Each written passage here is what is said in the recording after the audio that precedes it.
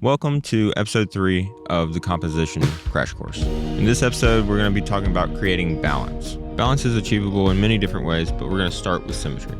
If you've ever watched a Wes Anderson film, he does this beautifully by using props, subjects, and making sure everything in frame is symmetrical. This gives a sense of completeness and that every puzzle piece is where it needs to be.